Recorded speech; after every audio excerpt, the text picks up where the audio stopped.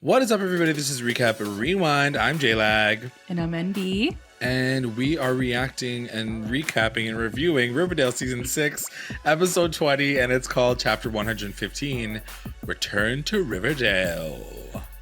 And don't forget, guys, stick around for the ending of the podcast. We are going to go through our recap roundups, our best moments, our best lines, our MVPs, LVPs, and we will go through some of yours, so be sure to stick around for that.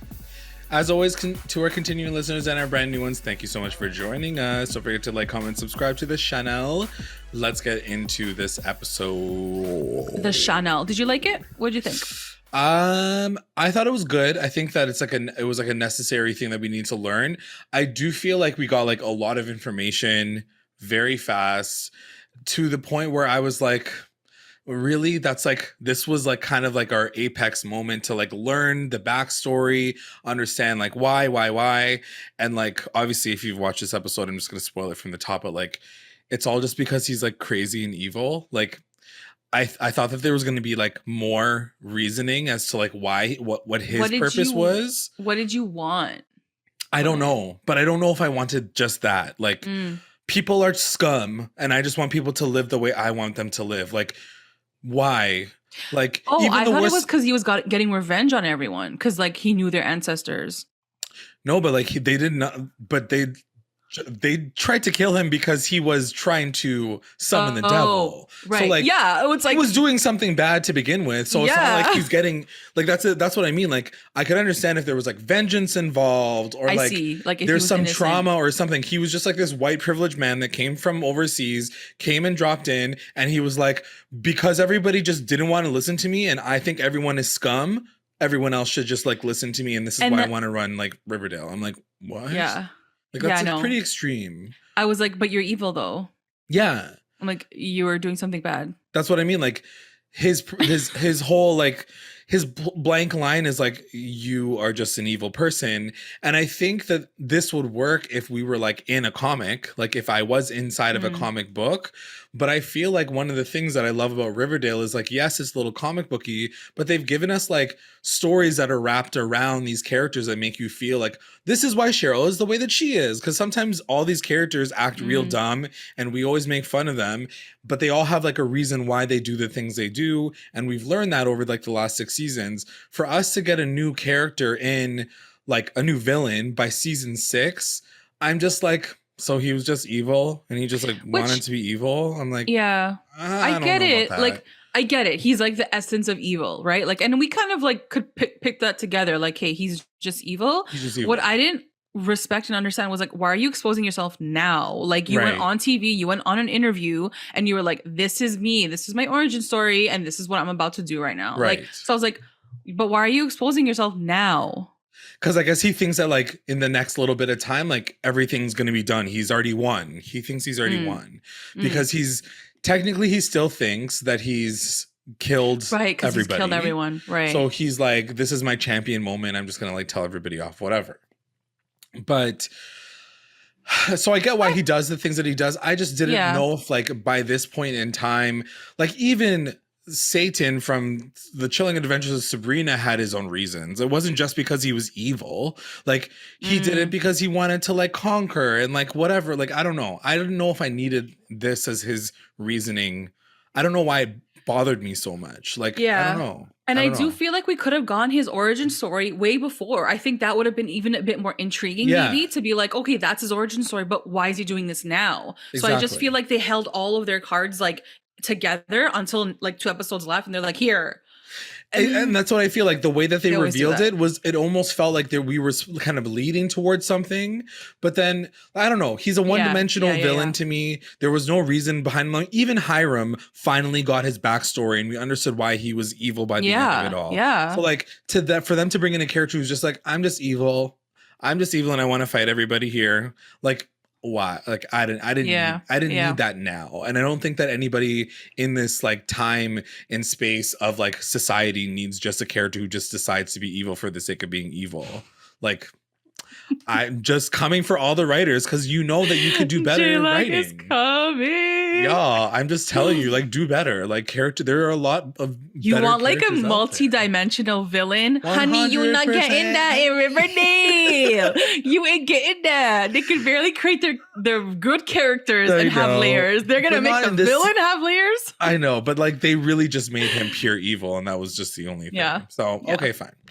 All right, so let's get into the episode. What did you think overall? Did you like it? I liked it. I liked it. There were bits of it that I do want to talk about with you because I was like, okay, whatever. Overall, I'm just like, I'm really at a point, and I know we always get here at this point of the season. I'm ready to like be done. Sort of be done with the storyline and like see how it all ends up playing out. Yeah, I'm there now. Same. Me too. Yeah.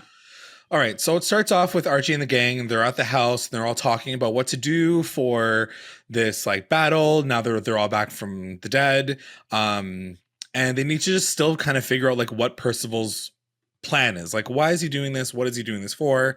Et cetera, et cetera. Then it cuts to Cheryl talking to Betty. She kind of like pulls her aside, and she says, oh, you need to come to Thornhill. There's something special there for you. Someone wants to see you. Oh, and she's like, what is it? And she's like, I'll tell you like when you see it. She couldn't even hold her excitement in. No. She had to be like, Betty, do you want to come over after? There's something waiting for you at my house. I was like, we need to talk about this right now. Chill for a second. Like she was so excited. She was so excited to talk about this. So then anyway, we get that in a minute. But first it cuts to Tabitha and Jughead talking about the second Jughead because they remembered that they saw him in the bunker, like before he like had his heart attack or whatever. And he kind of theorizes something that like, I don't even know how he came up with this theory, but like, and it was so spot on. He was like, I think when I jump into people's minds, I'm actually opening portals into different dimensions.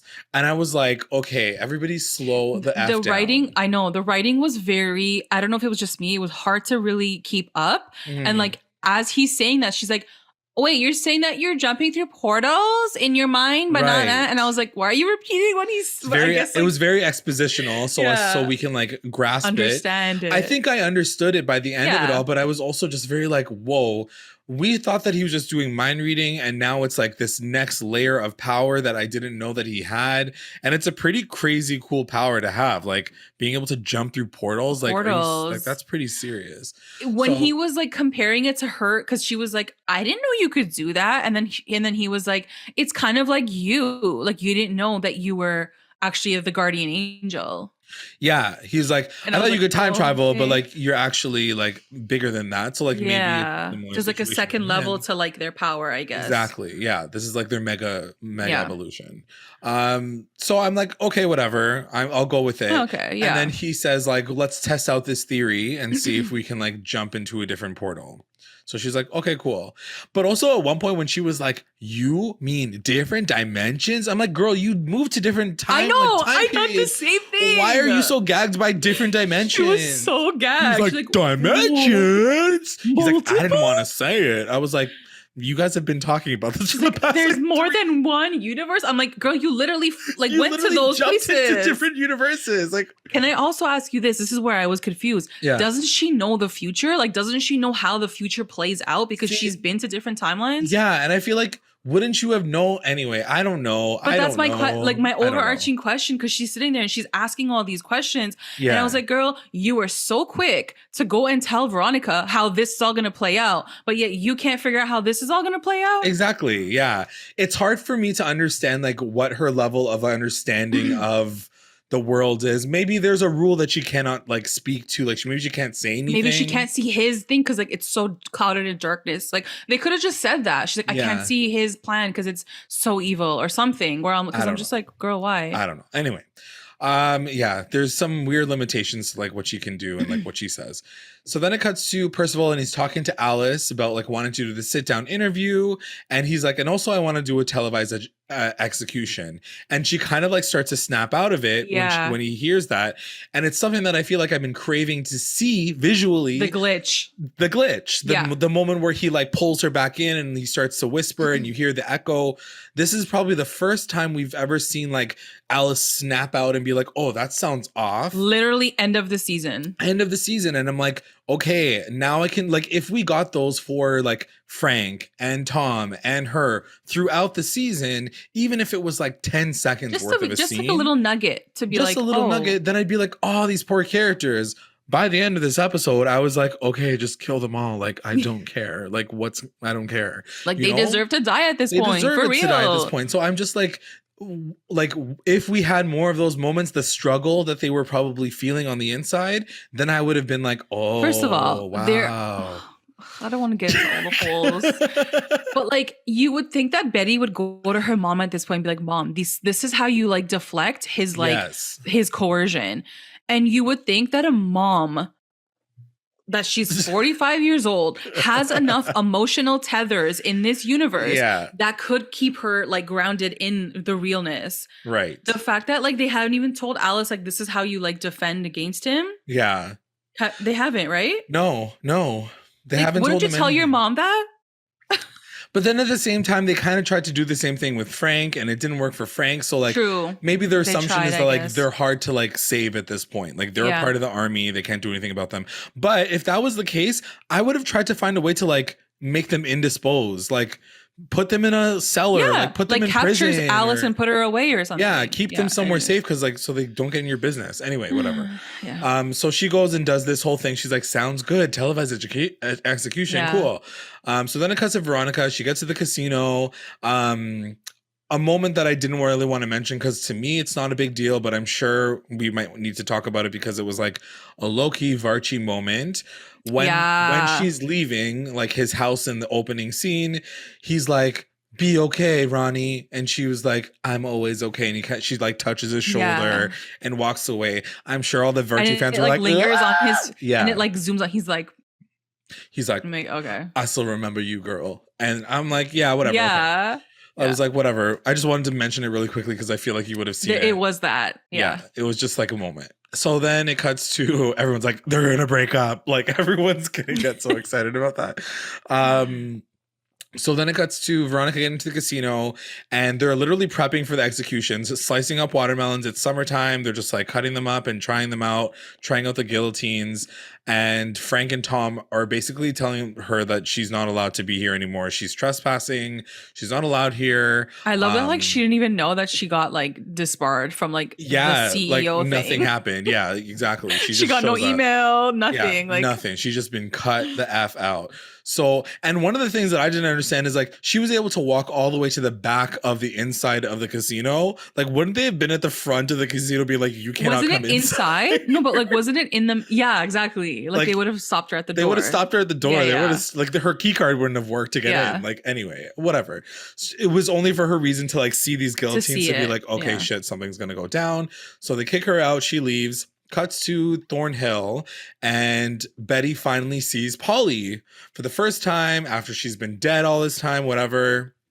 And one of the things that she realizes as soon as she sees her, like Polly's like, oh my God, Betty, it's you.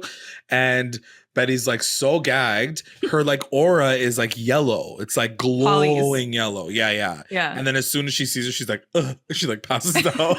So that was a good reaction. Yeah. Because I kind of was like, that is the reaction you should have when you see your dead sister. Right. So I was like, okay. I forget at this point, did Cheryl say she brought them back with magic? I feel like they didn't get into the details, but I'm sure that's what she probably is alluding to the fact that like, I think we're supposed to assume that she knows how they got there. Like, it's not it's not like Cheryl's like, I don't know how they got here. They're just here. You know, like, I feel like she's not lying about that. Yeah. But we don't get into any of those details in this episode. Because by episode's end, there's like sort of like a bigger reason as to why. Because even Jason says it later on. Yes. I guess we could talk about it after that. Yeah. So then it cuts to Jughead closing his eyes and he's trying to open a portal in the bunker and he's able to like open it. Like he's properly able to open it. This man is like effing like Doctor Strange now. And they go through it and they get into the Riverdale version of the bunker where they see the other Jughead and he's like typing away. He looks like he's like typing away by himself. And basically just like long story short, he explains like what the whole situation is to Riverdale Jugs and like that Jughead says like, oh, you were stealing my stories. Like when I went over there to get some inspiration, the portal started to open, like all these things started to happen for him, whatever. The bottom line is they want to find out how to stop Percival. Yeah. And he's like, I have no idea. And then he says something about like maybe now instead of like Rivervale going into Riverdale or Riverdale going into Rivervale, it's like the opposite direction. Either way, they're colliding once again. The two universes are colliding once again. And Riverdale, Jughead, and Tabitha want to go like above ground because they want to like investigate further because this guy doesn't know answers. And Riverdale, Jughead was like, be careful, like no one can see you, like you can't like go and screw things up here, whatever. Yeah, like don't mess with like with whatever's happening here. Exactly. But he does also say there's another Jughead. He does say that there's another Jughead that's up above ground that is like pretending to be the real Jughead.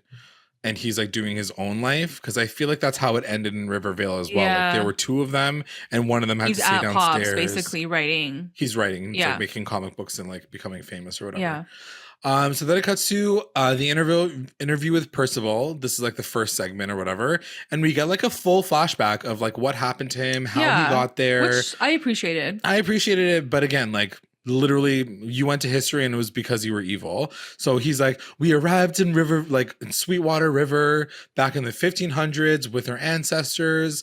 And it's like all the different ancestors that like we probably never even learned about. Like it wasn't Abigail Blossom. No, it was like way before that. Even before that. Yeah. It was like the first settlers. But it was like Cheryl's ancestor and Archie's ancestor and Betty's ancestor and Jughead's ancestor. And he's like, while everyone was off doing their own thing, I wanted to practice witchcraft. So I'm like, okay, so like from the beginning, you were just being a shady little bitch. Like everyone's trying to survive and like grow the economy, and this guy's like doing witchcraft. He's like, witchcraft, perfect, sounds good. And then he's like, during a ceremony, they stopped me. He's like literally about to like stab fucking Britta to death. He's like, yeah, they like stopped me, and then they like imprisoned me and then like put me to jail. And even Alice was like, okay, so but like what were you trying to do? And he was like, oh, I was like trying to conjure the devil. Yeah, so, like duh. I was like, what is wrong with this guy? He's so unhinged talking about his storyline. Like he's not lying at this point at all. He's not saying anything. And Alice is like, her eyes are like, oh shit. She's like kind of gagged. She's like, oh, okay, I guess I'm supposed to go with this now. So he gets imprisoned. He gets caught halfway through because Archie found him like while he's about to like kill Britta or like fake Britta. And then he gets like shackled. He like gets put into the shackles. In that same like just thing. Like kind of the thing that he got put into before. But this time he like prayed for the devil to help him, and the devil offered him freedom, but at the price of his soul. Okay, so the devil does show up, right? He does show up. Yeah, he does show up. But we learn a little bit more about that a little bit later. Why does this guy look so familiar? The actor. He was from the Rivervale version of. Oh, okay. It. Okay. Yeah. So because we met the devil in like that version, right? Okay. So it's the same actor. So anyway, cuts to Betty waking up because she obviously passed out before. She sees Polly and she's like, oh my put her God. In the bed. I was like, why did you have to go to sleep? Like they carried her over. She was knocked out for a minute. She's like, oh shit. Morning? Yeah, she's like, what the hell? So she's like, you're real. So it was a really sweet moment to see them together. I want to ask you like how you felt about the whole Betty and Polly. Like, this whole you're talking about like the whole thing? Yeah, like what were your thoughts on it overall? Did you feel like you needed this? So I feel like they did what they wanted to do and they did it successfully. Mm-hmm. Did I need it? No. Because did I ask for it? No. Nobody said. I didn't ask for it. Like, could Polly come back from the dead and like wash Betty's feet and rid her of the MDMA gene? MDMA gene? Yeah. Like I didn't need how did that come back into play? I don't know. But there's something that she says that killed me. But anyway, I don't think I needed it, but they gave it to us anyway. And the story that they told us was like, okay, I guess I'll go with it. Like it wasn't the worst thing that I had seen. I think that seeing them together in this moment, it was nice because it's one of those things where you I feel like when you lose somebody, like you always are like, I wish I had the chance to say XYZ. Like, I wish I had the chance to like apologize. And I think for Betty, she's holding so much of her trauma. And if we're following that story for her, she needed this. She needed to like let go of that and hear someone tell her back, like Polly to tell her like, no, you're fine. It's not your fault. You didn't do anything wrong. So I didn't mind that part of it. The washing of the feet, the this and the that, it got a little religious for me. It felt like a little too, and like to your point, like why did it have to go to like the disciple part? Yeah. Like that was it was a beautiful moment. Yes, it could have been any other thing of her, like I don't know, like washing her face or like something else. Like why did it have to be like washing of the feet? Yeah, like, it got so. It's very biblical, religious. And it's very like which I'm just like I don't really understand. It's not like Polly was like that. Like if Polly was like a devout Christian and she joined a cult like 3 seasons ago. Like she literally joined a cult, which is like not religious at all. Yeah. But anyway, like I don't know. I'm very interested to see why, like if there was some sort of interview from like either RAS or the writers in general, like why they took this like Christianity route with all of this story. Maybe it's just like the duality of like having the devil in play, having the idea of like your soul being taken by the devil, and there's this trade. So now you are sort of introducing that kind of storyline, the mythology of Christianity. Yeah, right. Fair. That's the kind of, but like again, like it had no relation to like the characters themselves. I just also don't understand like why we're like reinforcing the storyline of Christian. Anyway, I'm not going to get into that shit right now. No, I don't understand why we're reinforcing the story of MDMA. Like, because like that's been done. Like MOA. Yeah. Like, I wish she could have like tied her trauma to even like her mom. She could have been like, mom's like MIA, like mom's going crazy. Like, what do I do? Yeah. Like, and then it's just something different. It's like we keep going to the same storyline for Betty, but for sure. Whatever. Anyways. So anyway, she sees her, she apologizes. Polly's like, honestly, like I'm good, you're good, we're good. You don't have to like apologize to me. Betty basically says she's afraid of being like a bad person. I also feel like she should have asked her in this moment, like, how are you here? Yeah. like can we talk about how are you here? Yeah, can we just like circle back on the reason why you're here in the first place and how you even got here? Like, so that kind of fell short a little bit because I was like, that's like the first question you would ask. Like, quite important conversation to even have. If she said like, I don't know, I was just like pulled here all of a sudden. Right. And then they kept going. I would have been like, fine, she doesn't understand why she's here. I just feel like they just don't have time for it. But at the same time, like, did they have time for this? Washing feet though. I don't know. Yeah, they had time to wash her feet. I don't know. She says something really cute, but like, again, very spiritual. Like she says, be still, be a vessel, and like grace wash over you, fill you, and think about being a good person because you are one. I'm like, girl, I wish it was that easy. Like I was like, cool. So anyway, then it cuts to Veronica, and she finds a way to tap into her security cameras remotely. She got that remote Wi-Fi connection. They didn't change the passwords. I know how to portal into my camera network. Yeah. She's like, damn, dummies, girl, you know how to get in. Yeah, so she gets into the thing and she sees Reggie and his dad and Kevin like sitting in this like whatever, like the little cell. This part was so funny. As she's watching, she's like, what the hell is happening? And in the same moment, his dad like has like a fake heart attack, and they essentially just try to escape. Like Frank and like Tom like come in. Reggie's dad's heart is like a main character in the show. Basically. Like literally he's main character status. Like, yeah, he has more lines than Kevin Keller. Like it's always about his heart. His heart. So anyway, so they pretend that he's having a heart attack, and then that's when like this is the thing that killed me dead. Reggie being the idiot is one thing. Him being like, okay, so then you're going to pretend to have a heart attack, and then you're going to like pull out the knife, and then I'm going to hold him hostage, and then we're going to run out. Kevin's in the room too. So you're stupid too, and so is your stupid fucking dad for agreeing to this goddamn plan, because it literally made no sense whatsoever. Because obviously right as soon as they like hold it to like Tom's neck, he's like, go ahead and kill him. I've been ordered to shoot him anyway. So Kevin should have like attacked Frank. Like they should have like, you're 3 against 2. You're 3 against 2. Like I don't understand how that all just like went down the way that it did. And then obviously like they just like give up and they're like, don't try that again. Whatever.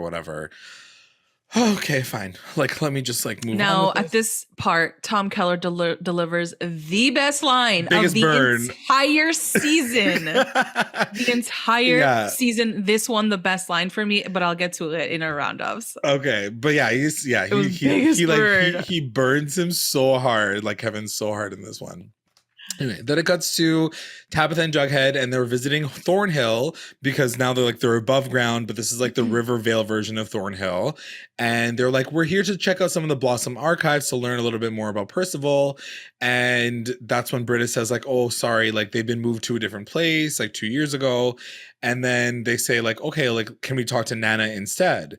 So they go inside, and Nana, sure enough, is like now in Abigail's body, Abigail, who is Cheryl's body. They had to like go over that again, like the whole transference thing. The whole transference conversation. She's in her body, yes, but she's here. But the thing that killed me was like, I guess in the time period that she has had this transference thing happened, like Nana's like ailments came back. So like she also has dementia as like a young woman. And like that gagged me. I was like, I was like, okay, they're like going all the way there with it. I wonder why they did that. I think they just wanted it to like continue the story. Like it couldn't end with Nana. And I feel like Nana always has like the answer, that she always has like, and like you can't it can't always be like that. Yeah. So he tries to go into her mind, and it's literally like dust. It's like ashes. Like he pulls like a cat. Yeah, he like pulls up a piece of paper like a comic, and it like literally like falls apart in his hand. You dusty. Like, I can't look in any of this. Like nothing's in there. So then Britta asks Jughead to sign a copy of one of her comics because she's like fangirling. She's like, oh my god, you're my favorite. She's like, you're my favorite writer. Can you please sign one of your comics? And he reads the comic, and it's like a superhero edition. It's like a story about a superheroes, and it's written by him. It's like written by the Riverdale Jughead that's like working at Pops. Yeah. So he's like, okay, like this looks like our story. Like who wrote this, and like who? And he sees like the basically like Percival, like a character that could be Percival. And he's like, oh, like what's his character's name? And she's like, oh, you mean Percy the Perverse? Yeah. Like, and he's like, oh shit, like there's a connection there, whatever. Yeah. So then they got to go find like the other Jughead. So that's their next mission. They go on their way. Then it cuts to Cheryl painting Jason. Like, girl, you brought your brother back from the dead so you can paint his ass? Are you fucking kidding me? What the fuck is this story? He's just sitting there like... He's just like laid down. Like, do chilling. Something. Like, what are you doing? You have a new lease on life. Like go out. Get a 10. Go ahead. Go get a 10. Yes, sister. Like, why are you just hanging out like that?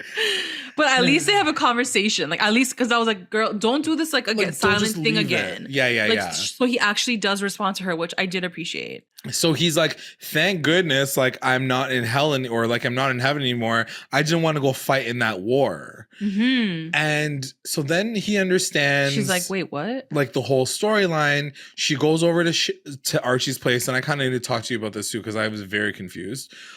She goes to tell Archie the reason why they're fighting is because Augustus Pickens in like the afterlife is drafting ghosts to fight in this war against the living.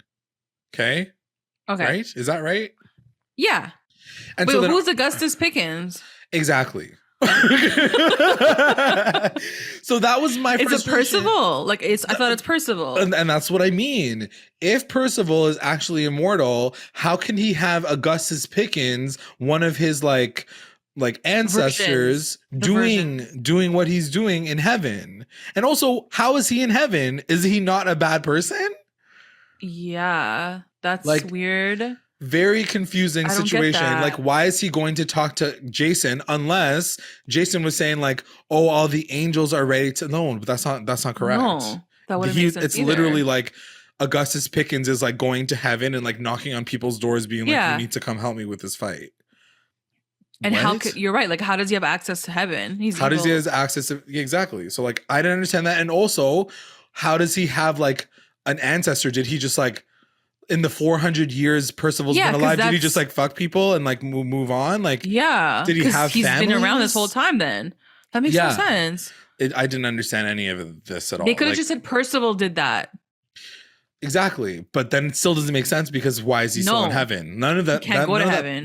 None of that shit makes sense to me. So wow, guys, if you know the answer, because I really want to know now, like what were they thinking with that? They think that they can confuse our asses until we don't know what the hell is happening. It's true. And we just nod our heads or like, okay, we're sounds good. Okay, I guess that's how it is. I'm like, pause on this, because none of this makes no sense. Like, you need to explain to me what's happening. It's funny you brought it up because it did like thing for me. Like, I was like, wait, what? But I literally thought it was just Percival. And I'm like, now I'm like, wait, no, but it's not him. But it's not him because technically he's dead. Like, how is he working with his like what's ghost his name? self? Augustus Pickens, who was supposed to be like one of like the founders of Riverdale or whatever. But like, how did he stay one of the founders of Riverdale if the only ancestor was killed by everybody for witchcraft? Like, I don't get it.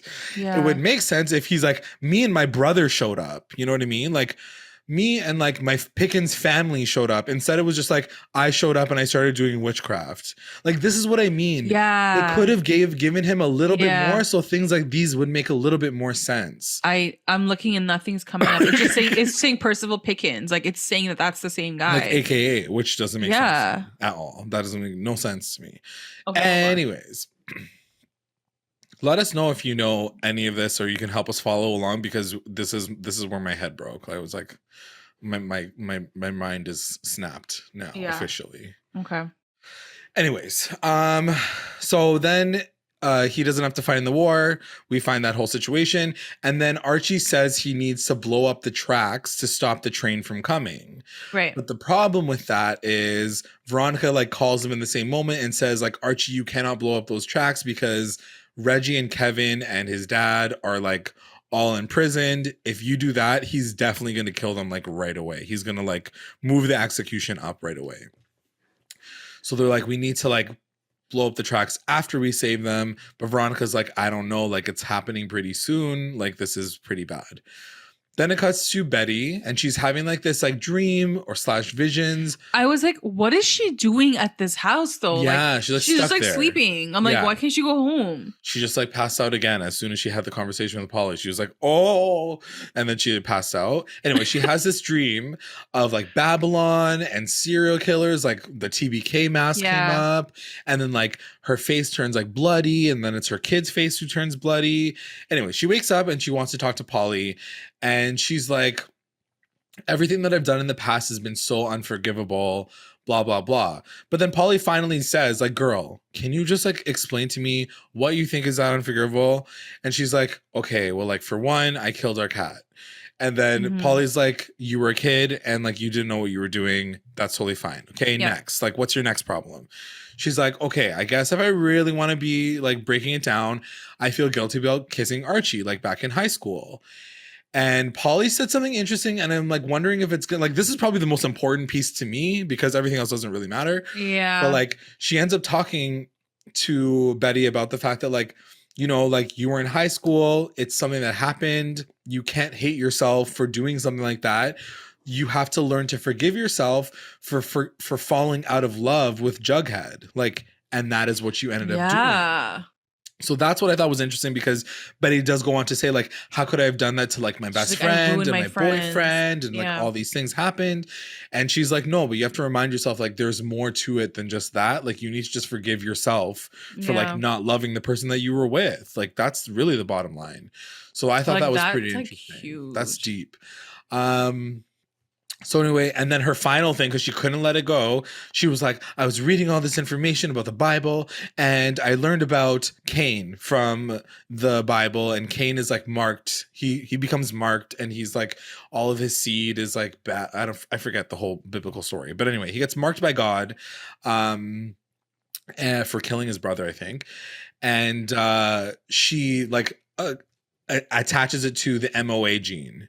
And even Polly at this point in time, she's like, okay, here we go. The MOA gene. I wonder when we'd circle back on this one. Like she literally says that. I died. I was like, the writers are probably so over talking about this. They know we're going to come for them so hard. They know so badly. Anyway, so then But he's like, everybody tells me that I'm evil. This person tells me I'm leaving. There's all these different flashbacks of like Jughead calling her like a duplicitous bitch, and like her mom saying that she's evil, and like to the TBK saying she's evil. I'm like, okay, between your mom and Jughead, who was like a drunk at that point, and also like the TBK, you're gonna listen to those bitches? Like, fuck, go to therapy. You're fine. So then Polly's like, okay, like I have an idea to help. And I was like, ooh, interesting. Like, let's see what this thing is gonna do. Anyway, we'll get to that. Cuts to Pop's Diner in Riverdale. And they're like snooping, like Tabitha and Jughead are like snooping outside, and they see Jughead, Riverdale Jughead, like chilling at a booth. And they even see Tabitha like pouring him coffee. And they're like, okay, well, like we need to like distract the other Tabitha so they have time to grab him and go. Right. So that's their next plan of attack. Then it cuts back to the interview with Percival and Alice, and he explains like how he got immortality. So essentially he traded his soul for immortality from the devil, and then he decided to leave Sweetwater to get like more powerful, essentially. Right.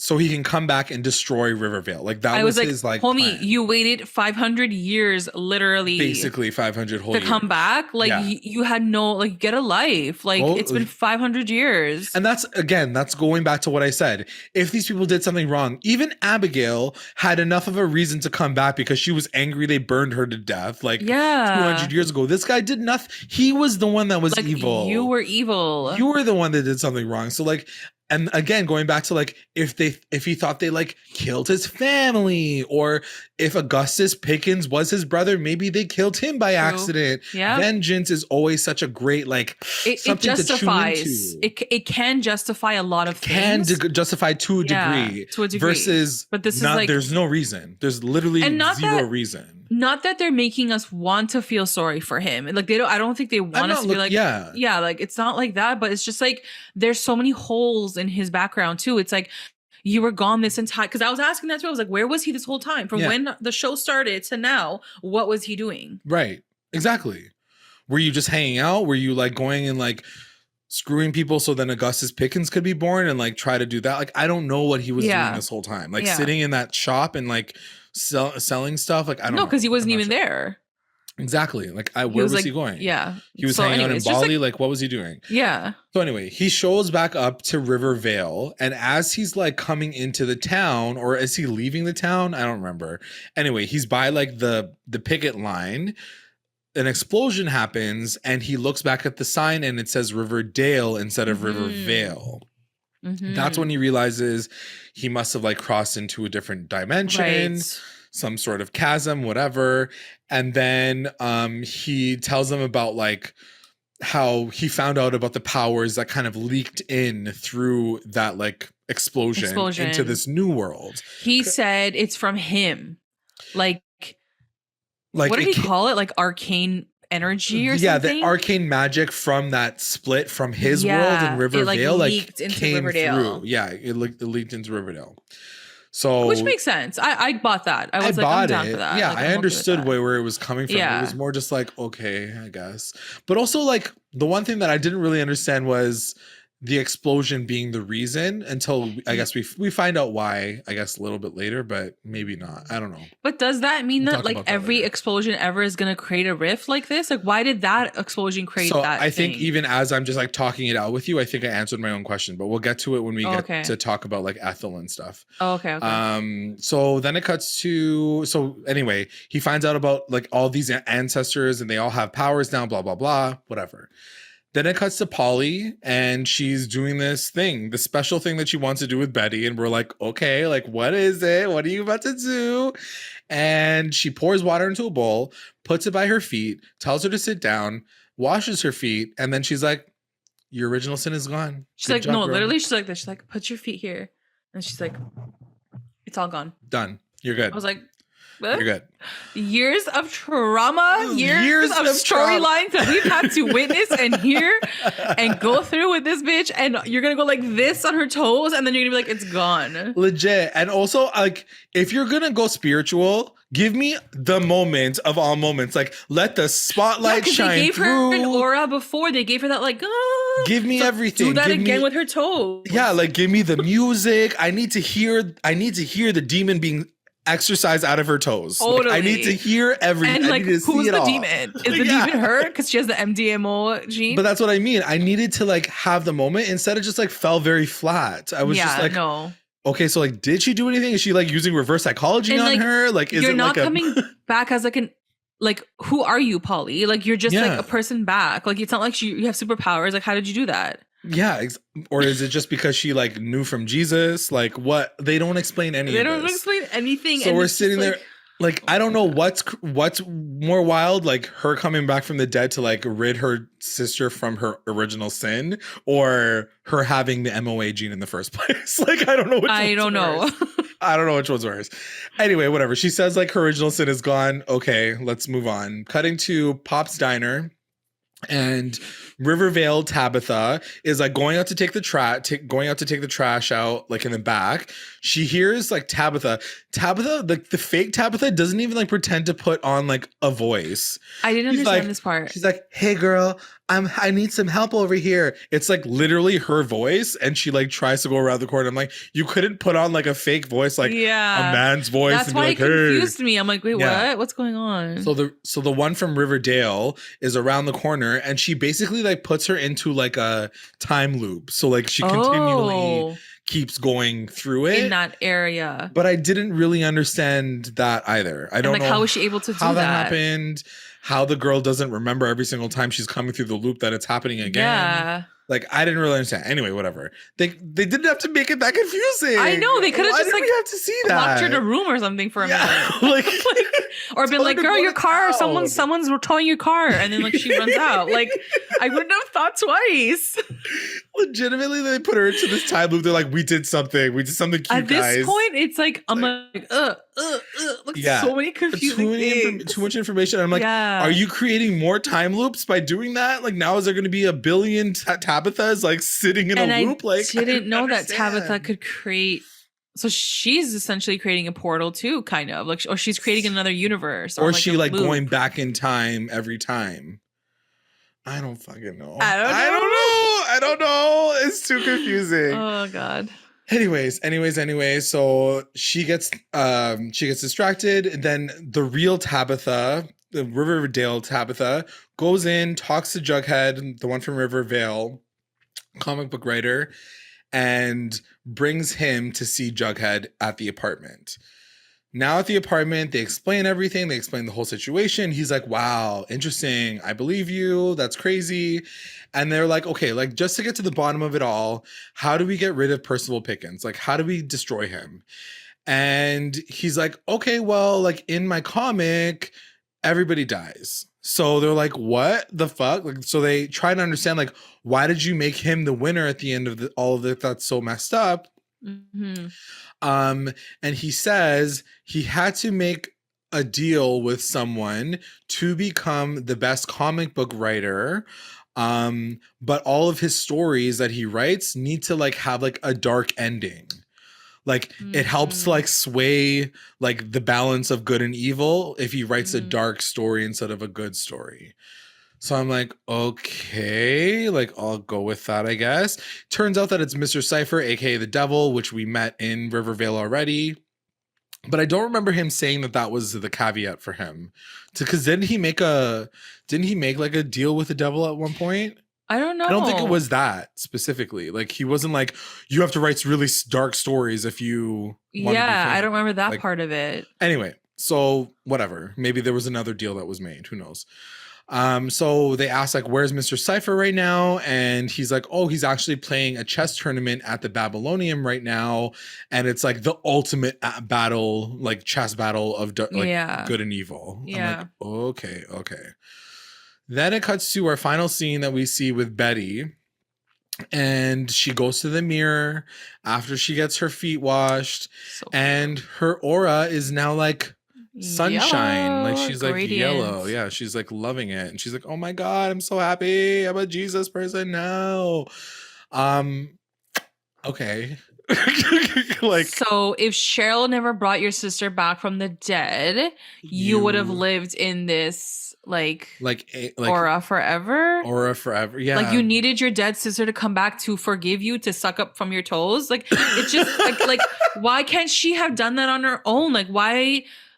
It's just extra for me. It just honestly, it just feels very extra. It's all extra to me. I don't. They could have just had a conversation, honestly, and I would have been like okay with that interaction. It didn't need to be this whole thing of like it's like gone from her now. Like like I don't know. I don't know, man. They like really accelerated to a point where I was very confused. They added so many elements this episode that I was like, why? It's that, right? It's that they don't know what to do with these characters. And that's what I mean. They could have just had a very like nice conversation between two sisters and like wrapped up Betty for the whole episode. I would have been okay with that. She didn't need to be in like every other scene for 45 minutes. Yeah, it was very random to have her there. But anyway, okay, I guess. But like, okay, anyway. Like, I literally don't even know what else to say at this point. So then it cuts to the Babylonium and they see him, Mr. Cipher, fighting against Gabriel. And like Tabitha's like, yo, my boy's out there. Like, he's the one that's fighting for the good side. But he loses. And Gabriel's like, yes, I won. And even Veronica's there and she's like, congratulations to Mr. Cipher for winning the battle. So as this is all happening, like Tabitha and Jughead like sneak into his room and they're both like looking at each other being like, this is messed up. Like we're screwed. What was the point of the chess game? I don't know. I guess it's all like sending the omen that like it could all go wrong, basically. Okay. Like all this could go bad at this point. Okay. Because in Rivervale, it's going bad. Which I don't really didn't Jughead say that everything was going good in Rivervale? That's why he was like, don't mess anything up. Like we just got our balance figured out. That's true. I don't know. That's a good question. Cause I'm just also just like, why would Rivervale Jughead write that into the story that evil is winning?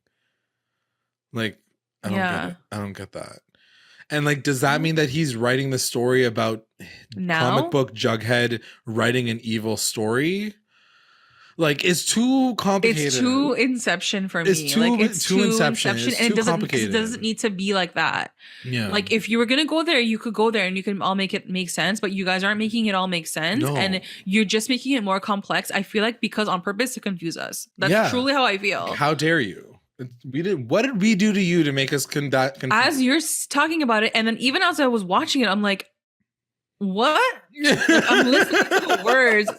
And they're like, Riverdale and Rivervale. And I was like, hold on, I need to take notes. Like, and there's like 3 Jugheads. Like, it's just too many things happening at the same time and none of it's making sense. This show already was so hard to follow. Now you guys had to add multidimensional. That's your fault. It would have been fine. It would have been fine. They just like...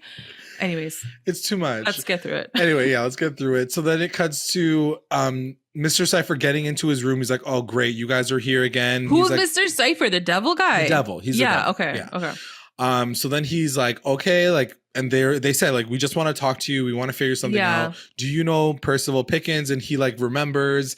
He's like, oh yeah, true. That guy like owes me his soul. He must have slipped through another dimension. I never heard of anybody trying to get away that way. So one of the things that I thought was interesting is he says that it always ends badly for the person who's trying to run away. So like, let him do his thing. He's going to get his soul eventually. Yeah. But he didn't know because he's like, oh yeah, he like kind of flew off the map for a while. Like, I'm surprised he ended up there. The devil would never let that shit happen. Like, I'm sorry. I was actually waiting for him. Were you too busy playing chess? Like, you would go get that soul. Yeah. I was kind of surprised that he didn't like, wasn't like, oh, we got to get this guy back. Like, he owes me his soul. Like, I'm going to confirm like, right now. Eventually, I'll catch up with him. Yeah, which will be annoying if he ends up... Anyway, I think I know what's going to happen in the finale. But anyways, like, I have a feeling. Okay. Let's do theories after. Yeah. So then... He ends up saying, like, I have to stay out of it, whatever. But he's like, he also says, like, Percival's still going to beat you guys. Like, you guys are still going to lose. Even though I have his soul. Like, it didn't, anyway, whatever. Then they find out this whole situation, and it's something that we theorized from the very beginning, which was that Pops is not the important thing. It is actually the land that Pops was on top of. And it started with, that was where Percival died or was supposed to die, like years and years ago. But it's also the opening to a mother effing Hellmouth. Hell yeah. Hell fucking Hell mouth. yeah. Hellmouth. So, yay. So, what do you think about this? Because I know that you talked about this a while ago when we were talking about it way back and theorizing the connection between this and even like something like not Sabrina, Buffy, yeah, with the Hellmouth. Yeah. So had we said like the whole town is the Hellmouth, or like we're like Pops is the Hellmouth? We never said Pops is the Hellmouth, Yeah, but we said like Riverdale There's could be on something. a Hellmouth, just like it was for was it Sunnyvale? Yeah. Yeah. Sunnydale. Yeah. Sunnydale. Oh my God, Sunnydale and Sunnyvale. Oh my God. Did I mention? No, but so that's the thing. Like, I think it's okay. I think it makes sense. But like, I feel like right now we're getting a little bit too complicated for everything. And I would have also loved if they truly did explain. Like, to me, when I see someone who like is so evil and they're like, I'm gonna come and I'm gonna get everyone and I'm gonna kill them because like whatever. But where were you this whole time? Yeah. Yeah. Can you just answer that? Like, and saying like I was getting my powers isn't enough because like you already have powers. Like you would have tried one attempt and then like gone back and then tried again, like Vecna. Like you know what I mean? Like that's the only thing. And I'm like, but where were you this whole time? It's literally like it is literally like they're just writing the story as it comes. Like they just don't know what's gonna happen next. They write and then they attach and then they attach. And then they attach. And but that's the thing why that things don't like they never match up. But the thing that kills me the most is they already had a hell storyline in Chilling Adventures of Sabrina. Yeah. Whole storyline, different actor, whatever. I was totally fine with that, literally up until this moment, because you introduced our girl, Sabrina, last episode. Yep. She is the queen of hell and has control over hell. And you guys are under a Hellmouth. She literally just went like, I'm not even hating on her. I'm hating on the fact that they even introduced her character to this world if they weren't going to follow through. Follow through. The issue I have, I didn't want to bring that up because that is my overarching issue with everything. They had a huge, and maybe to our point of how we were saying, they don't even know what's going to happen in the next weeks. So they don't even know that they can get Kiernan in episode 19 or 20. So maybe it's because of that. But to your point, like there are so many connections they could have made that even if it wasn't like it didn't make sense, I would have been like, that's sick because that's from chaos. Like I remember that. Yeah. That's the connection to hell. That's the devil. That's the gate. Like all these things that I would have been like, that's okay. It's all in the same universe. They didn't do any of that. None of it. And to your point, she is literally the queen of hell. Like queen. Right now, she would have been like, guys, you're good. Like I got you. I'm the queen of hell. Like you're not going anywhere. Like what? Yeah. And the fact that they made Cipher the devil, it's not her dad. It's not Lucifer. No, and I wish they used the same actor. But I like that. Are we supposed to assume that someone else is running hell in this particular universe? Like, it doesn't make sense to me. No, it doesn't make no sense to me. Even if they didn't know the ending, if Sabrina had just said, guys, the Hellmouth is here. I can feel it. He's going to do something. I'm going to come back, or I'm going to try to do something from the other side, or anything that would have alluded to her, like knowing more or doing a little bit more, even if they can't bring her back, like that's fine. But just like give her a little bit more knowledge so that we are connecting all the universes and like in all of this. Like, I just don't understand what they think. Or even what they could have done, not to like keep. I know bragging, now we're going down this like rabbit hole. Even if they made her character temporary. Maybe she did die. Maybe they couldn't bring her back. Ooh, maybe she was the one that the birds were waiting for. Then I would be like, okay, like she was sent and back. And that's why she can't bring them back. She has to make Cheryl do precisely. All of those things would have made way more sense because then she's on a time constraint. She's there to help save the world to a level that she can. As much as she can, like remotely as much as she can, remotely working. And then she has to leave because then she's actually dead. Like she cannot come back. The VPN expired. Yes, exactly. Your trial is out. You need to purchase more credits. That would have been so good. That would have been so And that's airtight. That's airtight to me. Yeah, because how do we know? We can't say anything because she's under the limitations of like her rules thing. Of her coming back. And that's the thing, like instead, to your point and how much we were making fun of it last week, like instead we got this side storyline that we didn't really need between her and Nick and like her going for dinner with him and having this awkward kiss. Minutes. wasting minutes, wasting storyline, wasting my breath, wasting my eyeballs, wasting my ears. Like, it's too much. Why? The choices that you make, it's still the same writing. It's still everything that you could have done. Just change the paragraphs to something better that made sense in the future. And she honestly, guys, she could have still had her date with fake Nick. Like, I would have been okay with that. If at the end she like delivered some like sick ass like thing and said, guys, I can't do this because of this, or this is the hellmouth. And like anything. Yeah. She literally didn't do anything. Yeah. She had a dancing montage. Like, yeah, it would have been even sicker if she had to embody Betty's body, and it was Jughead and Betty having like a Nick and Sabrina moment. Then all the see, give it to me. Anyway, whatever. We can't. Oh my god, that would have been gaggy. Damn, because really, like, Betty didn't really do anything last week anyway, so that she could have used her body. But then Kieran wouldn't have been there. Then Kieran wouldn't have been there. Then it's fine. She's busy doing her own show. She got another show going on right now. She's fine. She's guys, paid. I don't know why we don't write for this show. And now it's like ending. We're like, it's too bad. late. You can't get me anymore. Sorry. Fan fiction is forever.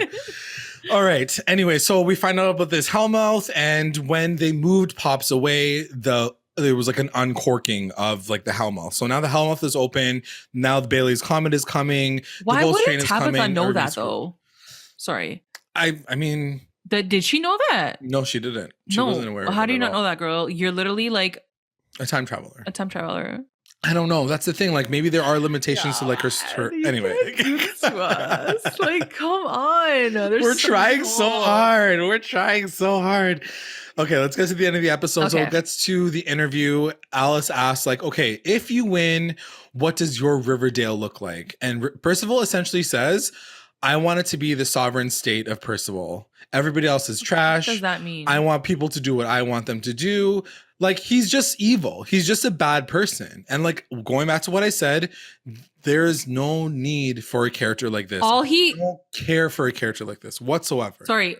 So what's a sovereign state? Like, he runs it. Yeah, it's his state. He was already doing that. He was mayor. Yeah, but he wants to do it even more. Like, he wants to get rid of people like Archie. He wants to execute them right away. Like, he wants to control the entire town. So extra. Like, it's just a lot of things for one person to do, to stay immortal for 400 years just so you can tell people what to do. Yeah. Like, I'm a little disappointed in that as like your reasoning. It would be so much better if there was a better reason. I know you want to wrap this up, but also, if you watch Stranger Things, spoiler alert, I'm sorry. Yeah, get into it. You'll understand that like Vecna was sort of the origin story for all the other villains. Yes. It would have been sick if they could somehow wrap that up and he could say, I was this and I was the energy behind that and I was the force behind that. Then I would have been like, yo, Mans was trying for seasons to bring down Riverdale. He just, his physical body wasn't here, but he was still trying, and now he's finally physically here. Right. I would have been like, okay, like now I know that you've been trying, but like, where were you? Where have you been? You just like were like sitting under the ground. Like, I don't know. Anyway. And it was into that whole situation. Anyway, he's just evil. Alice is realizing too, and she's like, oh shit, okay, I guess that's what's gonna happen now.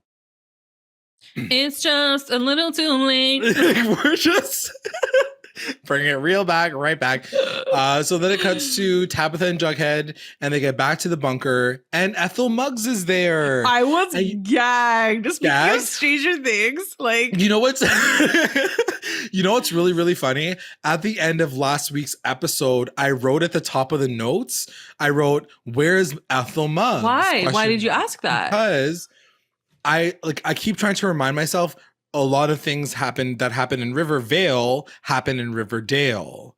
So at one point, at the very end of the Riverdale storyline, Ethel comes in and she's like, this is why it's happening, like the ripping and the whatever. So I'm like, Ethel has to come back for the Riverdale version of this. Yeah. And so she did show up this episode, because I was literally put it down in the speaking notes as I was watching it, and it showed up. I was like, oh, there she is. Oh my God. Okay, cool. So anyway, she shows up and she's fucking pissed. Yeah, she is so angry at Jughead because essentially they're trying to figure out why there wasn't a clean break. So like when the whole thing happened and they figured out that they need to like separate and like he needs to stay in the bunker and whatever, they were like, okay, like this needs to happen. This is going to be how it's going to happen. Yeah. The problem is when Jughead. Riverdale Jughead called Betty to warn her about the bomb while she's in Archie's bedroom about to have sex with him. Yeah. And got them to evacuate before it blew them both up. That caused like a worse like the complication. The complications. Yeah. So that is the reason why Percival. So literally, Jughead is the reason why this all happened in the first place. Now, okay, fine. So like I'm buying this now. I'm like, okay, now it's starting to like, okay, I'll take it.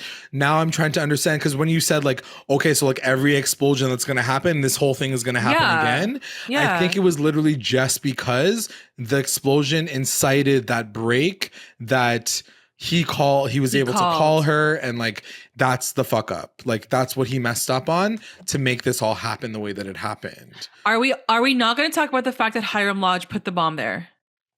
I guess not. Like, because that's the thing. I would have been like, oh, so Hiram has like some special powers to like rip like fucking. Because then he's connected to this all too, because he's the one that placed the bomb there. But I think it has to do with the fact that like Jughead made the choice to save Betty and Archie from the other world. Okay, that makes sense. Makes sense. I'm like, I'll take it, because that is like him meddling with that world, right? Which makes it kind of like, and the outcome of events. Yeah. So I'm like, I'll take it. I want to know how he called her. Like, how do you call someone from another universe? From a different universe? I'd like to know how to do that. I have no effing clue. Yeah, because that'd be cool. Like, I wish they explained that a little bit too. Like, because that's a big question that I have. Yeah, because like he just called from the bunker and was like, "Hey girl, like you're in danger. Hey girl, hey. You're in danger, girl." And then like, can they explain that though? Yeah, they won't. It's fine. We just have to go with it, girl. We just have to go with it. What no, you talking about? I want to know. Like, is there a special telephone? Like, yeah, I don't know. Like, did he radio in and like dial in on her? Like, I don't know. I'm not sure how it happened, but see, that would have been really cool if okay, hold on. If, when they were kids or whatever, like they had radios like growing up, Oh, like walkie-talkies. Like walkie-talkies. And then Archie's old walkie-talkie was like still in his bedroom. Yeah. Like, he kept all his old toys. And then Jughead had his, because he's like in the bunker, like that's like his thing. Yeah. And somehow he used that to be like, run. And it came through like, I would have liked that. That would have been sick. Because that would have been like, I would have liked first that. of all, goes back to their history. Like, do that next time. I don't understand. Maybe in another dimension, this was written that way. Because that would have been like, oh, like that's so cute. Like they kept their old toys / like through radio frequencies. You can. That's what they did in Stranger Things, didn't they? Like you could pick it up. We're just exhausted by the end of these podcasts because we're just like, what the fuck? So I mean, this one especially because there was so much. There was a lot that they revealed. Yeah, / like tried to reveal to us. / didn't reveal. It was not successful. So anyway, Ethel is pissed because she's like, that's the reason why this all happened. Ethel was like,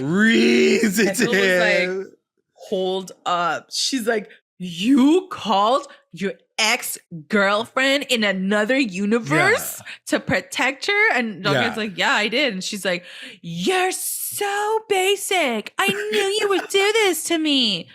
I was like, girl, it was good. Chill. Like, it was intense. He even said it. He's like, they're my friends. Like, I wanted to save their lives. Like, chill. She's like, I knew you would do this to me. I was like, I know. Whoa. There was even a moment where Tabitha kind of like looks over and she was like, yo, girl, chill. Wow. Like, he's mine. Yeah, but also I feel like she kind of was supposed to react to the fact that she's like, you called your ex-girlfriend? And I was like, yeah. She did. Like, what's the problem? Yeah, but it's not that Jughead. It's the other Jughead. It's the other Jughead. Like, don't get mad at him. It's him. Yeah. He's like another one. Anyway. Very confusing. What? And then the weird thing is like there is no solution. Jughead and Tabitha just like backward walk out of the room. Literally, there was no end to that comment because they're like, "Okay, we're gonna go." Because Ethel was like barking at him, like she was not letting it go. But then, like, what's the solution for that now? Like, there's no conclusion. There's no conclusion. Yeah, so we don't know what to do. They literally didn't even know how to end that scene, guys. Like, take that in. They just like pushed the other two characters away, and they were like, "Okay, let's just end it here." We just gotta. Okay, thank you. Like, maybe they won't ask questions. Like, you guys are the worst. Anyways. So that's it. That's what happens. And then they get back to the gang, like the two of them. Everyone's like chilling around the room, like the table, and they're like, we're worried about these hostages. This is what's happening. And Jughead's like, I have a solution. So sure enough, he uses his magic to like, or his portal magic to like jump into the room, grab the hostages, and then like they disappear. The end. That is how they get out. Problem solved. They blow up the train tracks, and then that's it. Yeah. Percival kind of like looks at them, or he like goes in. He finds out about the train tracks. He finds out about them not being there, and then they all get a message. Suddenly, we're not just group chat text. Yeah, we're not crossing over into another Riverdale. We're crossing over into Pretty Little Liars: Original Sin. Oh, JLAG with the connection, and it's like it was so cute. It was like one of our phone lyrics. No, like But Cheryl was cute. She's like, a group chat text messages and not from me? Yeah. Like, because I guess she always starts me with the group chats. It was cute. Anyway, so he sends a group chat to everybody basically like saying they're all, like he killed Alice, he killed Frank, and he No, killed like first they were like, oh my God, he's going to kill them. And then it was like an instant message. She's like, already done. Yeah. At 12 a.m., they all died. They're dead now. I was like, what? And First then of all, I don't even care. I really don't even care. I was like, okay, I guess they deserve to die because yeah. they're so useless. Like maybe Alice, maybe Alice, I got that. Because I like her the most. But like Tom and Frank, 100% can just be dead. I don't give a shit about them at all. Yeah. So they're dead. Everybody's crying and like whatever. That's the end of the episode. Okay, let's talk about like theories and stuff because I do want to like ask you. Yeah. So do you really think they're dead? I think that they're dead, but I also think that there might be a way for Tabitha to either use her power or Jughead to use his power to like alter the timeline to bring them back somehow.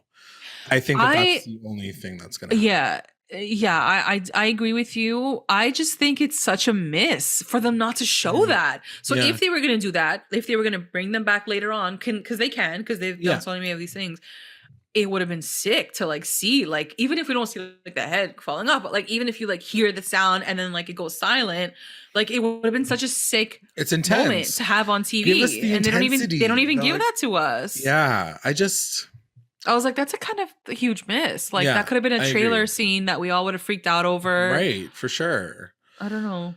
I just felt like it was a bit, and for him, like like I think he even says it in like the voiceover afterward. Jughead's like, and it was real. It was true. They were actually dead. Yeah. And Archie was wrong. The battle had just begun. Like it was already like started. We heard from a voiceover that the three kind of relatively main characters are now dead.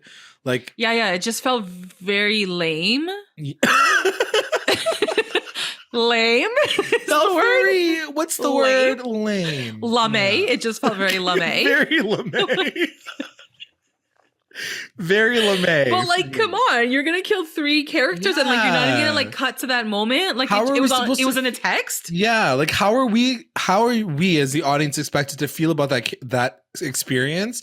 And that's why when you're like, what's gonna happen next? They have to come back. That is the stupidest 100%. way It was to die. So dumb. So for them to like die, I'm like, okay. But they also killed Hiram Lodge and never showed him. So it's like.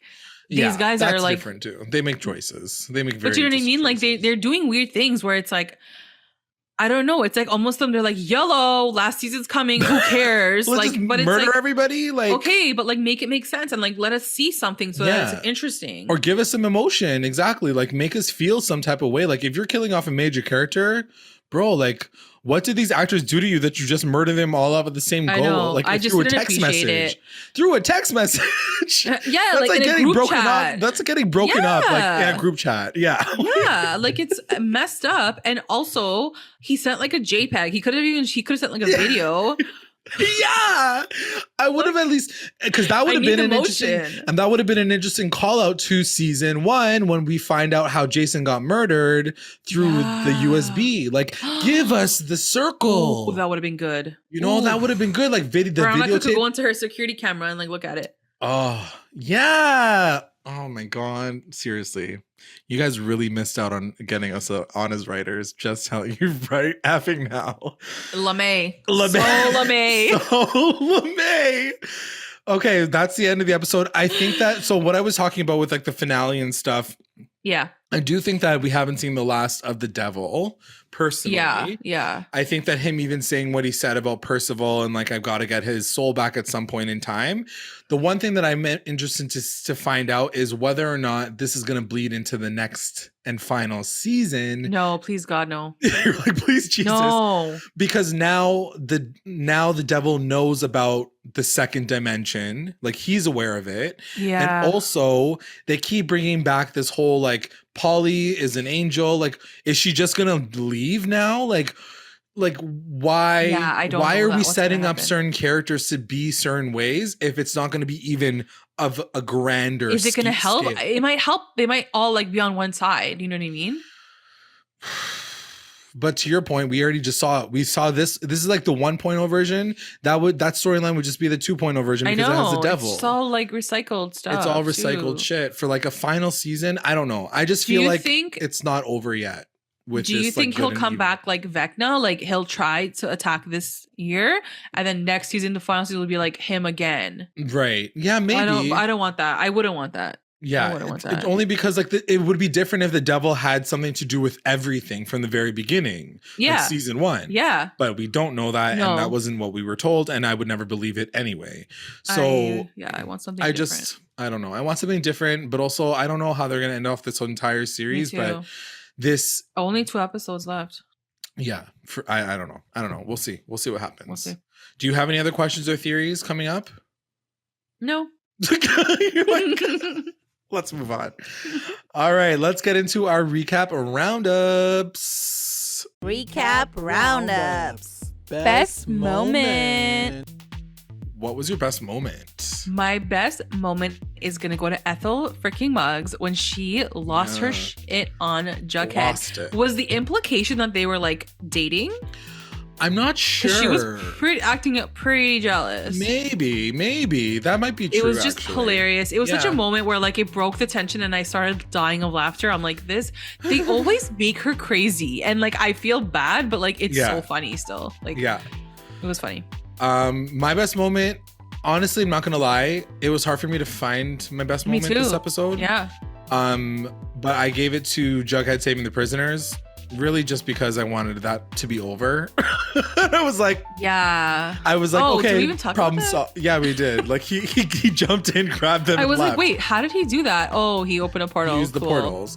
But like, and I was like, okay, cool. But like, yeah, that was my best moment. It wasn't like, yay. It's because you don't really care about them either. Like, I don't really care about Reggie and his dad. Yeah. And especially not Kevin. So it's like, it's like a moment where you're like, okay, I don't really care if you get saved or not. Tony was nowhere in this episode. Tony was nowhere in this episode. It was just unfortunate to see that like, there's still some people missing from They should have somehow like looped Tony into like that Reggie thing, because then I would have actually cared to get them back. You know what I mean? Like if she got captured as well. Somehow, yeah. Like that would have been interesting. Yeah.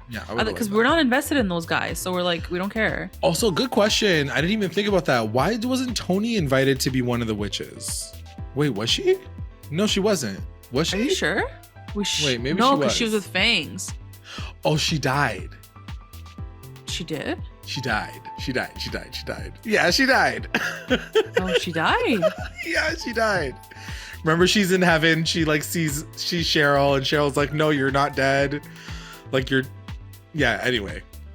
She came back to life just now. Yeah. So maybe she's recovering. True. Like maybe that's why she needs a minute. Yeah. She needs a minute. WTF moment. What was your WTF moment? WTF moment is yours. So yeah, Alice and all of them dying, but also just like, what we just said like 5 minutes ago. Like it was all it wasn't for the right reasons why it was my WTF moment. Yeah. Like, it was my WTF moment because I was like, what the F just happened? No, like how literally did that WTF. happen? Yeah. Like I don't get it. Yeah, like please make it make sense. Cause like not in a good way. Yeah, not in a good way. And then also like, like Polly washing like Betty's feet.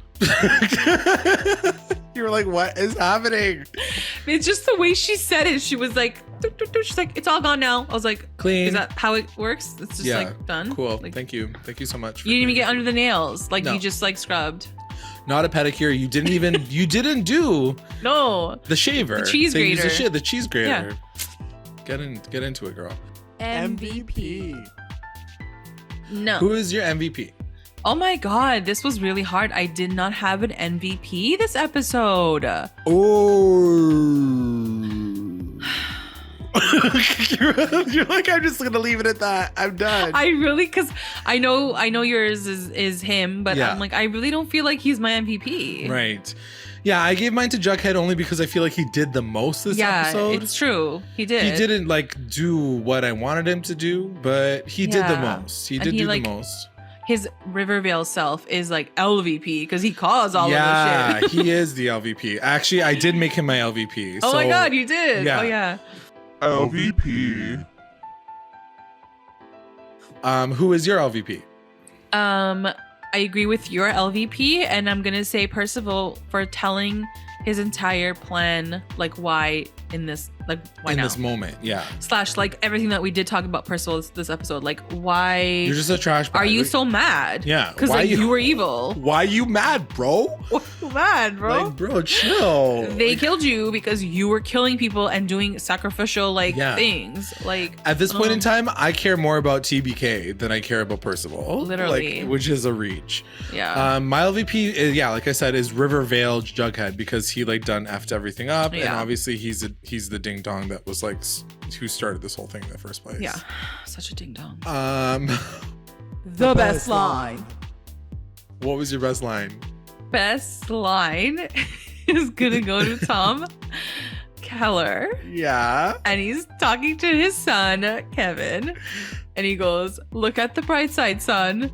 With this execution, Percival is going to make you more famous than you would have ever gotten on your own. The shade. I was like, I'm like, like gasp. The fact that Tom has not had a line, probably like he's had like one saying, and he comes out freaking swinging with this rippage. Yeah. I'm like, wow. And here's the thing. Even Kevin was like, he couldn't even say anything. He's like, the camera was like close up and he's like, my ego just hit me hard. I was like, damn. But also I was like, I didn't realize that like Percival's like brainwashing would turn you into a dick. A savage. That's what it did. And the truth always comes out. Maybe his dad really did think about him like that. Like he was like, you're a failure. Like you're not doing anything. You're a loser. You're a failure. Yeah. You should just die anyway. So it was amazing. That is deep. It was amazing. So fucking funny. My best line is going to Polly when she goes, oh yeah, the MOA gene. I wonder when we'd circle back to that. Because literally, like, Betty does not shut the F up about it. And Polly's like, I get it. She's like, I'm an angel. I have the patience right now. We can do this. So we can funny. talk about this. Oh man. Let's get into our listener roundups. We have a couple to go through. First one, 25 on it. WTF moment. Nana Rose / Cheryl drooling. Yeah, legitimately, they did not have to make her like sit there, like with drool down her face. Yeah, and her head was a little like disrespectful in my opinion. Nana was better than that's that. rude. Yeah, come on. Then it cuts to Tony, barely in the story, or no, not cuts to. Her WTF is also Tony barely being in the story and still having no powers. Very true. Jason and Cheryl spending 2 seconds together, Polly washing Betty's feet, and Archie's long hair. Not a fan. I did notice that. His hair got really long. Yeah. MVP, Jabitha, their story was the most fun and interesting. LVP, Kevin and for Shirley coming up with that plan and not going through with it. He was the one. She's blaming him for it. Alice, Frank, and Tom for being the worst guardians. And best line, the group text line from Cheryl. So funny. At Sierra and best moment, Ethel reading Riverdale, Jughead to filth was so funny. So funny. WTF moment, the ending, like I wasn't bothered about the firstborn play because that was magic, but Percival fully sliced Alice, Frank, and Tom's head off. Like, is that it for them? I'm excited that the war is finally beginning. MVP, Jabitha, Jason, and Cheryl, they got the answers and moved things forward because I felt like nobody else did. LOL. LVP, everyone's gonna say the parents, so I'm gonna say Veronica. Girl, you were breaking Cheryl out of conversion therapy and Archie out of a literal jail at the age of 16. What's stopping you from wearing black boob window suits and breaking into a building that you have the blueprints for and break Kevin, Reggie, Mr. Mantle out yourself. Oh my God, it's so true. But the girl was like, oh, they are going to get their head sliced off. Let me just watch Mr. Mantle have a heart attack from my laptop and do nothing XOXO. That's actually so true. Yeah. Like she's like the master of like she had more the power to do rescue something. team. Yeah. Best line, Betty, I forgive you. There's nothing to forgive you for. But her thing got cut off, her tweet. I forgive you, but there's nothing to forgive you for. Oh, that was that whole thing with like Polly telling her I forgive you. Yeah. Okay, well, thank you so much for those roundups. I would like to take this time to thank our patrons of this episode, our Rewinder squad, White, Cliff, Hannah. We have Haley and now Julia. Aww. Thank you so much. Our Lit Rewinders, Tina N and Kate, of course. Mommy Rewinders, Becca, Sarah, Tamala, and Grace. Thank you so much. Thank you guys for joining our Patreon and to the new ones. We do have something very special on our Patreon right now, exclusive to our Patreon members. It's the Stranger Things season 4 finale season recap, full round 90 up, minutes thing. Me and JLAG do that. So if you want to watch it and you want to hear it, you got to go to the Patreon. It's www.patreon.com/recap_rewind. And also make sure you're checking us out on all of our socials, Instagram, Twitter, YouTube, Facebook. You can also find us on Google Podcasts, Spotify, and iTunes. Like, subscribe, follow, and review, and comment to stay engaged with us at Recap Rewind. Thank you so much for listening. Bye. Bye.